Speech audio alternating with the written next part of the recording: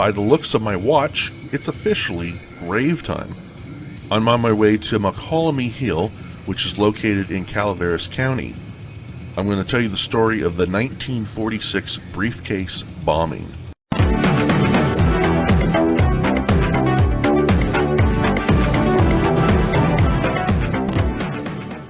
For the past month or so, I've been visiting the counties of Amador, Calaveras, and Tuolumne, all located in the state of California. And all three of these counties are doing their best to preserve the history of the mining towns during the gold rush. But one interesting story I recently found out while visiting the Catholic cemetery in Mokelume Hill was about a father and son who died in a briefcase bombing that took place in 1946. Located here in this spot at the St. Thomas Aquinas Cemetery is the grave of Richard J. Cuerlo, who was 36 when he passed away, and his son David F. Cuerlo, who was age 9 when he passed away. Together they are buried in the cemetery, surrounding other family members. Located in front of their grave, on a plaque, it reads, "In memory of Richard J. Cuerlo and David F. Cuerlo, who died on July 18th, 1946 from a briefcase bomb that exploded when opened in the area of Park and Old Post Office in Mokelumne Hill.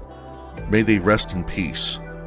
By loving son and brother, Dick Cuerlo." I looked online to find any and all information about this incident that took place. It almost seems like this story and its history has been wiped clear. Luckily, I was able to find some newspaper clippings on the California Digital Newspaper Network, making copies of screenshots, and I'm going to read one of the newspaper articles. Here is a newspaper clipping from the LA Evening Citizen News on July 19, 1946. The headline reads, "FBI called to solve suitcase mystery blast." Mokelume Hill, July 19. Local authorities sought Federal Bureau of Investigations aid today in probing an explosion of an abandoned suitcase which killed 2 persons, injured 3 others, and shook the entire town of 300 population. Curiosity cost the lives of Richard Cuerlo, 40, a worker at a nearby cement plant, and his son, 8-year-old son David, when they attempted to open the bag to see what's inside. Cuerlo's wife, Dora, was taken to the Sacramento hospital for treatment for shock.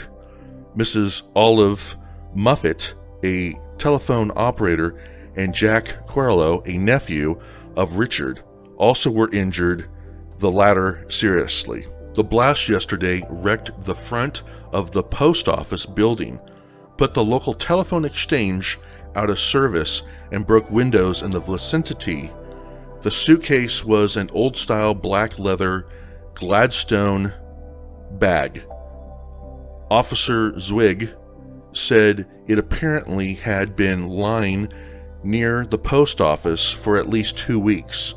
Fragments of the newspapers from the San Francisco and Stockton were found along with the pieces of the suitcase.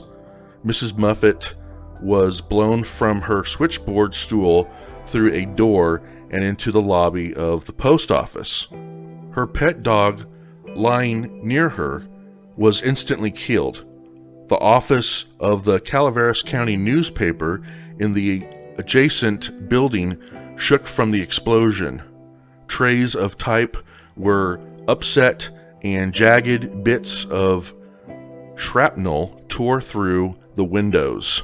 This photo I found online is from the Santa Cruz Sentinel on July 23, 1946.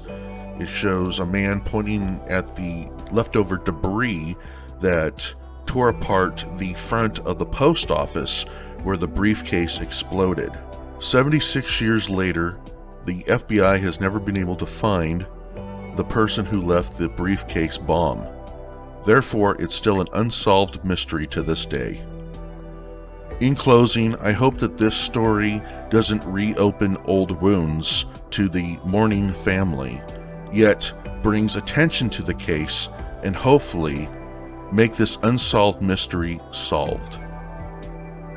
Thank you for watching this episode of Grave Time. God bless you all. Have a wonderful day. Bye.